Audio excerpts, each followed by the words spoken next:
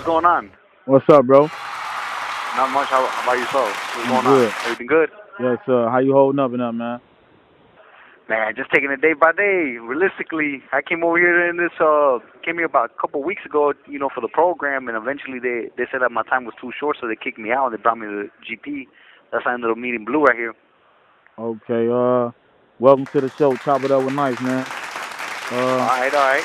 Can you say your ID number for me? Wi-Fi 6947. Okay. And how old are you? 29. 49. Yeah, 29. And what's your full name? Fernando Marin-Tello. Okay. And how long you been incarcerated? I've been gone since October 5th of 2022. 2022. Yep. Okay. Where you from? Aurora, Illinois. Say it again.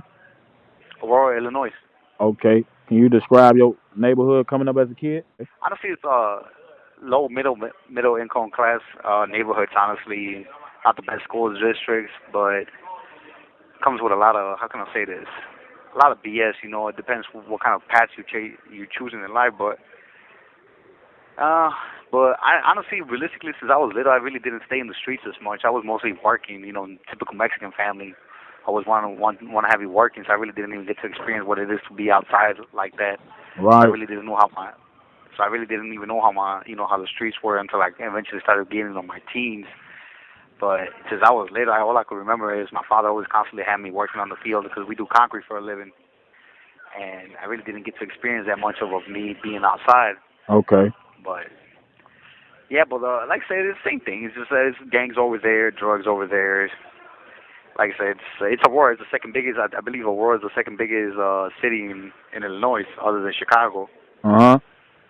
Yeah, so like I said, it has its ups and downs, but so far, the neighborhood, like I said, I got stabbed in Aurora. I got stabbed in my neck on June 7th of 2020. Almost lost my life there too. Yeah. Sorry to hear that, bro. Yeah. Yeah, it was. It was an eye opener. Sometimes things things things need to happen to make you open your eyes about reality, and see the bigger picture, especially when you're close to a death experience. Right. Yeah, I feel you. And like you said, did you see you ain't see no act of violence out there? Um, well, personally, honestly, violence. I didn't get to see it as much, but I lost a lot of friends due to the system. Obviously when I became a teenager, I started chasing the street life a little bit, and that's when I started seeing, like I said, the game banging life and everything. But then right away, when I seen my friends, when they were 15, they went down for murders, and everything kind of made me make other choices in my life. It was still in the streets, but like the game banging side, I left that right away. Right. Honestly, I started being more in the streets with the hustling side, and that was my ambition. Honestly, it was my downfall. I ain't gonna lie. It had its perks, but it also became my downfall because once you start being on that type of streets with that mindset and the money and everything, the females, the cars, and the jewelry, it's a rush. You get a high off of that. Uh huh. And you know what it is, But eventually, started, I remember I started doing, with the weed. Eventually went a little bit higher, but Right. like I said, once I got too deep on it, I didn't realize I was fucking little by little, falling off. Right. And the money and everything was good, but so then again, like how can I say this? You know how there's that saying with cocaine. Cocaine's it's a bad bitch. Eventually, she's gonna end up fucking you. Uh huh. For And sure. that's exactly what happened. I ended up getting too deep on that shit, and eventually I just ended up becoming an addict myself, and almost lost everything. How you end up getting off of it like? I ain't gonna lie, like it wasn't easy, Like so one thing is the lifestyle and the street life, but the addiction life, shit, it was hard. Right. The first month, it was withdrawal.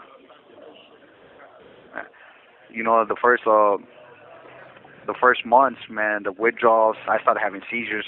Like I was already in county, my body started locking up, sweating. Like I couldn't even speak. Like I'll have seizures, And like I said, it wasn't nothing easy. Honestly, it took me a lot to get out of it. But eventually, you start telling yourself, it's not what people tell you or the programs or anything. It's when you start telling yourself deep down, I had enough of this shit. I had enough of torture. I had enough of me putting myself the misery that comes with it. And the addiction. When you lose yourself, you lose yourself. And people don't understand that when you're an addict and you lose control, it's bad. So getting off of it wasn't easy, but like I said, over time and everything, I started seeing more to life than just getting high and partying and doing drugs. And eventually, like I said, I just started seeing things much different, and I'm grateful for that. Like I said, because there's more to life than this. Right. I've been into some programs. Don't get me wrong. I've been in recovery programs, and I've been to recovery homes, and I've been to rehab and all that. Like I say, they all tell you, people, place, and things is what you need to remove yourself or in order to change yourself. But like I said, until you're not ready to change yourself, and you tell yourself deep down in your heart that you want to change, it's not gonna happen, honestly. And that's when you start taking a little. That's when you start taking a little bit of growth inside of you about it. But yeah, I feel you, bro. I've been sober almost close to 4 years, and I feel good about it. That's what's up, man. Keep up the good work, man. Yeah. I got a couple questions. Like I said, go ahead. How was your experience in school? In school, yeah. I'm gonna be honest. Dropout. Dropped out? I dropped out in 9th grade, and maybe I do regret it, but I'm gonna tell you something I learned, and maybe this is from having my father is a hard worker. You don't need education is good, but if you know how to work, there's different ways to make legit money as well. And yeah, for sure. I like to work in the field. Don't get me wrong, it's hard labor and everything, but you can make the same paychecks, honestly. Right.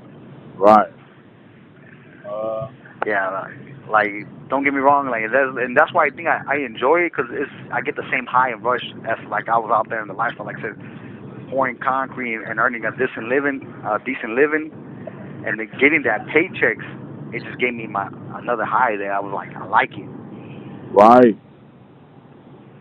And yeah, like I said, boy, really my education hasn't been the greatest. Like I said, I'm not book smart, but business wise, like I said, I'm a hustler.